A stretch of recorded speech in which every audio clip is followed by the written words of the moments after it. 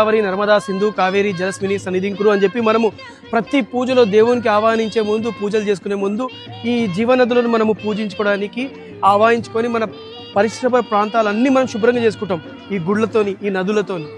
అయితే ఈ నదులు ఇంత పెద్ద నదులు భారతదేశానికి జీవనది అని చెప్పి ప్రపంచవ్యాప్తంగా మన భారతదేశ నదులకు ఎంతో ప్రత్యేకత ఉంది.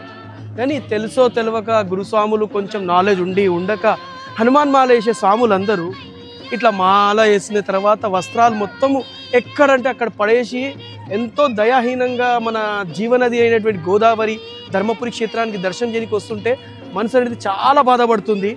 స్వాములతో చిన్న విన్నపం కాదు, పెద్ద విన్నపం.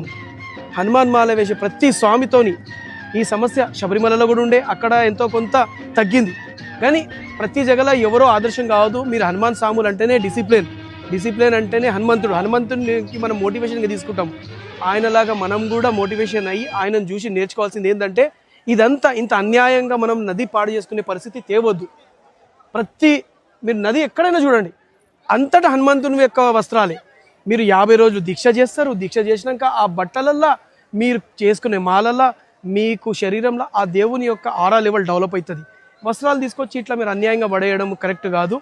ఇది నెక్స్ట్ ఇయర్ కానీ మళ్ళీ రాబోయే సంవత్సరాలు ఏ మాల వేసిన స్వాములైనా ఏ పుణ్య నదులకు పోయినా కూడా ఇటువంటి పరిస్థితి ఏవద్దు అని చెప్పి ప్రతి ఒక్క స్వాములతోని మాలధారణ స్వాములతోని గురు స్వాములతో మరీ వేడుకుంటున్నా. జై శ్రీరామ్. స్వామియే శరణమయ్యప్ప.